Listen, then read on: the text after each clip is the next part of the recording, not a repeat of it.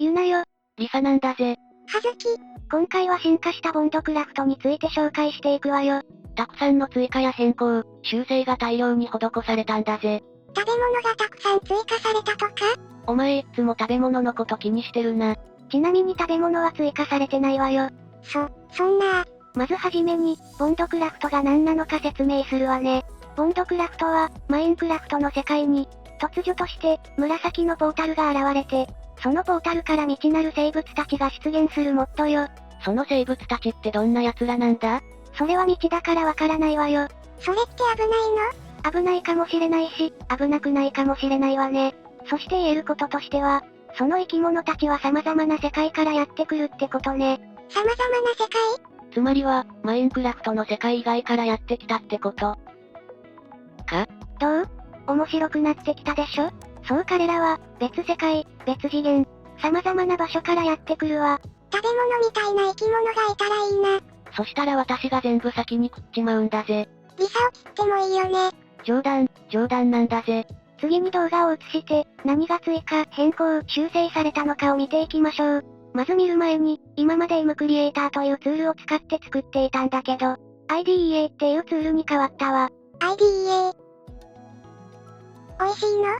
美味しくはないけど、今までできなかったことができるようになったわよ。それは？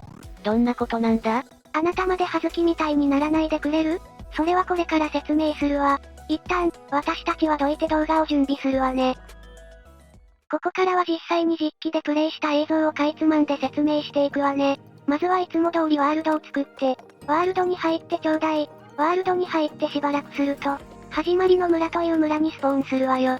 この村には、3人の住人と、ポータルからやってきた生物たちがいるわよ。これがまず初めの変更点ね。次にこの村なんだが、この村、円形になっていて村の中に、モブが湧かないかつ村の中に侵入したらデスポーンするようになってるんだぜ。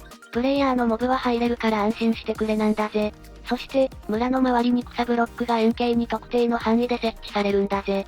これには深いわけがあって、現状モブが平原しか作ってないから救済処置に作ってあるんだぜ。プレイヤーのスポーンにも変更が加えられていて、極力平原によるようにはしてあるんだぜ。他バイオームにモブが追加されたら今後この設定は削除させてもらうんだぜ。お次は村の住民たちについて説明するね。村にはナギ、エール、ロアンっていう名前の住人が住んでて、右クリックすることでちょっとした会話が聞けるよ。この子は村に馴染んでる未知なる生物。今はこの子だけだけど他の子も来ちゃったりするかも。そしてお次は、この村で露店を開いて、商売をしている未知なる生物。その名も、ニャン。敵モブを倒して絆コインを集められて、ニャンのお店で商品と交換できるよ。そして、日本語は日本語で、英語は英語で、しっかりとローカライズされているよ。今後、言語を追加する可能性もあるからこうご期待。お次は、ゲーム体験の部分について説明するわよ。以前と変わらず、モブを倒して契約アイテムを手に入れるところは変わってないわ。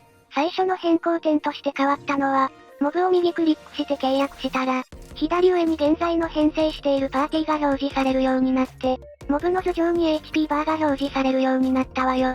パーティー制に関しては、前までは無制限に編成できたんだけど、それだと数の暴力になってしまうのと、戦略性等々が感じられないから3体編成のパーティーになったわ。これまでより、どの子とどの子を組み合わせたら、相手に対して有利になるかを見極める必要が出てくるようになったわよ。ただ強いのだけを編成するのでもいいし、自分好みの編成にするのもよし、パーティーの編成はあなた次第ね。ちなみに敵と戦うと経験値がモブに与えられるんだけど、最後に倒したモブにしか適用されないから注意ね。今後、パーティー全体に適用する何か、もしくは、直接、変えるかどうかは検討中だから待っててもらえると嬉しいわ。こっからは、パーティー管理の管理方法を説明するんだぜ。キーボードの B キーを押すと、こんな感じで管理 UI が開くんだぜ。左が現在のパーティーで、右が仲間の一覧、右がいわゆる控えってやつだな。パーティーにある矢印ボタンをクリックすると場所を入れ替えられるんだぜ。矢印の右にある外すボタンを押すと、モブをパーティーから外して、一覧の方に入れられるんだぜ。一覧に入れたモブは、その場からいなくなって、一覧からパーティーに追加することでその場に出すことができるんだぜ。狭い場所とかで、出すと埋まってしまうかもしれないから、注意してくれなんだぜ。追加の横にある開放ボタン。これを押すと、仲間を解放つまり野生に返すことができるんだが、一覧には上限があって、一覧が埋まった場合に有効活用してくれなんだぜ。今後、別途で飼育係を用意すると思うから待っててくれなんだぜ。次は、仲間一覧なんだが、仲間一覧にいるモブの名前の横にある、星マークを押すとお気に入り登録することができて、解放とかで間違っても野生に返せないようにできてるから、しっかりお気に入り登録するといいんだぜ。そして、並び替えっていうところをクリックすると、最大体力や現在の体力、お気に入り登録したモブの順番とかで、表示できるソート機能がついてるからたくさんモブがいる時に便利なんだぜ。並び替えの横にあるフィルターってやつがあるんだが、これを押すと、モブのタイプがずらっと出てくるんだぜ。タイプの横にチェックボックスがあるんだがここにチェックを入れると、そのタイプのモブが表示されるようになるんだぜ。合わせてこのフィルターも有効活用してくれなんだぜ。